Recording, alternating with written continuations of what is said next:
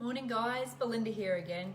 A little bit different today. I thought I would show you how to make my healthy seed crackers, okay? For those of you who are joining again, I just did my live on my group, which is Naturally Happy and Healthy, on the first cracker recipe. This is the second cracker recipe, and I'm gonna run through on how to make these in literally 5 minutes and what benefits you're going to get. Sorry for the noise here, I'm just boiling the kettle. What benefits you're going to get health-wise from each of these ingredients, okay? So this is a seed cracker recipe. So what do you think you're going to find in it? You're going to find lots of seeds, okay? Which is one really good sources of fiber, okay? Now, to start off, you're going to have to start with a big mixing bowl, and I've forgotten my wooden spoon, so that's great, isn't it? Handy. Okay, so you get a wooden spoon and a bowl. Now, the ingredients are, now this is a recipe that I've got off dietdoctor.com, and I actually double this recipe because I have lots of kids in the house and they eat these with their cheese and crackers as well. So we start with all the dry ingredients. So 1/3 of almond meal. Because I'm doubling it, I'm doing 2. So 1/3 of pretty much everything. So I'm going to be putting double in because I like to save time and not have to be standing in the kitchen baking every few days because the kids are eating everything. Okay. So, 2/3 of a cup of almond meal, 2/3 of a cup of sesame seeds. If you wish to halve this recipe, you can, it's not a problem.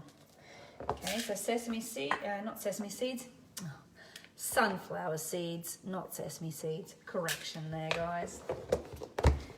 Okay, then we're going to use pumpkin seeds or pepitos. Now, pumpkin seeds and pepitos are those lovely little green seeds that you get, okay, and they are full of phytonutrients, okay, so they have a lot of zinc in them as well, which is really good for your health. And when you are using zinc, you should be getting it from whole food sources anyway, so that's a really good source of zinc.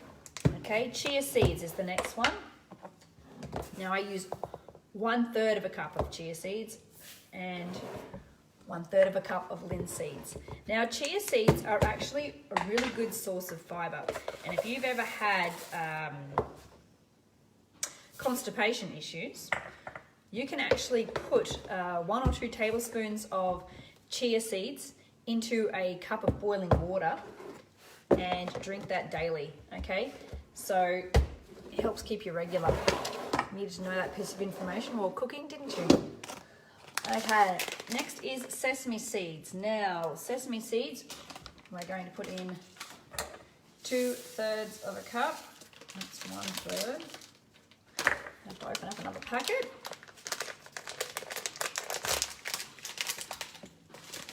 And this is the other 1/3. There we go. Now, next is psyllium husks. Where did I put them? I'm just going to grab a tablespoon measure.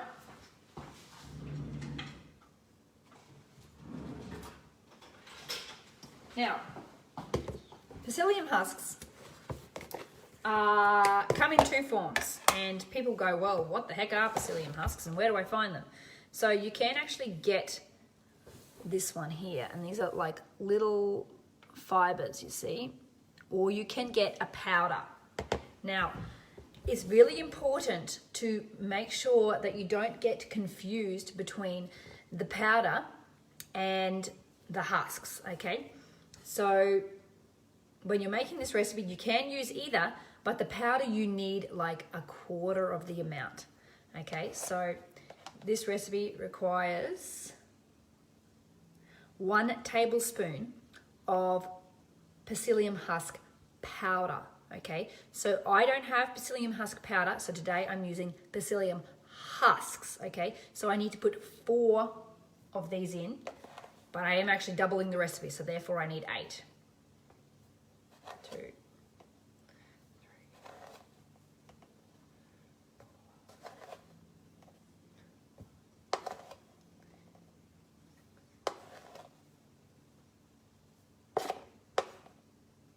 Okay, now this is actually what's going to bind these crackers together. Okay, this, when you add the water to this, it's going to form like a jelly. Okay, and it's going to stick it all together. That's literally what it is. Now, psyllium husk is also very good for keeping you regular. Okay, it's a really good source of fiber. And once again, if you want to add it to hot water, and just, you only need a little bit, like a tablespoon at the most with this one, because it's a little bit more concentrated. Really good source of fiber as well. Okay, so then we add the salt, which is 1 teaspoon of the salt. Now, when you're using salt, you should be using a good quality salt. So like a pink Himalayan salt or a Celtic sea salt. So why is that? Because when you're using these salts, you're actually going to get about up to 86 different minerals in these salts, as opposed to table salt that only has 2. Okay, 2, maybe 3 if you're lucky. So a good quality source of salt is really important, and I'm just throwing seeds all over the bench here. Don't mind me. Okay, so then we just give that a good stir. Now I am going to boil the kettle here, so it's going to make noise because we want really hot water to combine the psyllium husks together. And this is what keeps these biscuits together. It literally does. Okay, so sorry for the noise here. Oh, hi Jackie. Jackie's on now as well. Okay, and while the kettle's boiling, we're going to add a 1/2 cup of coconut oil. Okay, so coconut oil is a healthy oil and can actually help you lose weight. So the MCT oil in coconut oil, there was a study that I read about it, and if you have a tablespoon of coconut oil a day, it can actually help you remove belly fat, okay, which is pretty exciting for some people. Now we're going to use 2 cups of boiling water, and while that's boiling, I'm just going to grab my tray to get ready, and I'll show you the next stage. Okay, so I'll show you what it looks like when it's all sticking together.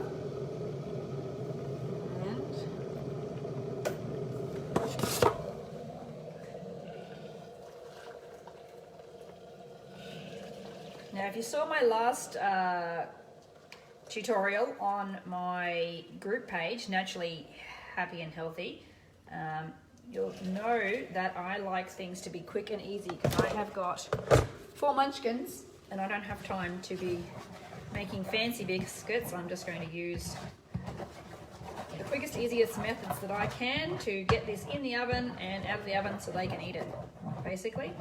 Okay, so what you're going to see here is it's going to be quite liquidy to begin with. I don't know if you can see that, but give it a few minutes, not even a few minutes, like a few seconds, and it starts to become like a big bowl of jelly.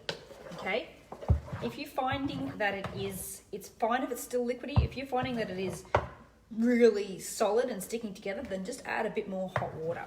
Okay, so a lot of people find that sometimes they need to add a little bit more hot water. So now I will show you, I don't know if you can see that. I'll hold it up for you. It's become a big ball basically, and it all sticks together. So you'll find that it'll congeal together and be kind of like a big bowl of jelly, and it'll stick together. Okay. Now, what we're going to do next is I'm going to show you how I flatten it out, because like I said, I like things to be quick and easy. And see if we can situate this phone so you can see this. Okay, so basically this mixture here is going to make quite a bit, and we only need about less than 1/3 of it onto this tray here. And while it's still warm, you need to be working with it fairly quickly. While it's still warm, we're going to grab some baking paper, and literally I'm going to be squashing it down and using my hands to spread it out. So this is quite often something we do in the bakeries when we're, for those of you who don't know, I used to manage bakeries, and being in the kitchen all day is my life, really. And before my health journey, I was actually had an online business making things, baking things for people and sending them all around the world. So that was fun for a bit, and then I fell pregnant with baby number 4 and couldn't cope, so I had to shut that down. Anyway, that's another story. Okay, so basically, yeah, we flatten it out like so, and I will bake it like this, literally like this, and the recipe says, I believe, 45 minutes. Pop you back up here. But the recipe says 45 minutes, I believe, in a, let me just check the recipe. Now my computer has decided that I've got to put my password back in. What does it say? 45 minutes on 150 degrees Celsius or 300 degrees Fahrenheit. Now, I find that 45 minutes is not enough and that these come out a bit rubbery. So I literally bake it for double the time. Okay, so I do not take them out until I can tap on them and they go, you know, a nice hollow sound, so till they're crunchy. Okay, you do have to be very careful because seeds are very sensitive when you bake them, and you want to make sure that you don't burn them because they can be easily burnt. So I would definitely check them around the 45-minute mark and then maybe keep coming back and checking them every 10 minutes or so, just to be sure. Because I do find that this recipe is a bit misleading, saying 45 minutes, but it's usually double, sometimes more than double for me. It may just be my oven, but I've also given this recipe to friends and they have also said the same thing. Okay, so yeah, just be aware of that. You want them to be crunchy. You don't want them, I don't know about you, but I don't want a piece of rubber with my cheese. I want it to be a cracker. I want it to crack. I want it to be crunchy. So that may just be me, but I like them to be crunchy. If you like crunchy crackers, then like this video. And if you're watching live, then say live. And if you're watching the replay, please put a replay down so I know that you've seen it.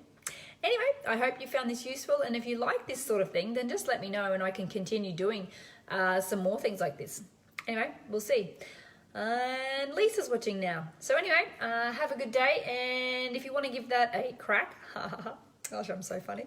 I'll put the recipe down below and post your pictures as well and let me know how you go. Anyway, I'll talk to you at this time tomorrow. See you later.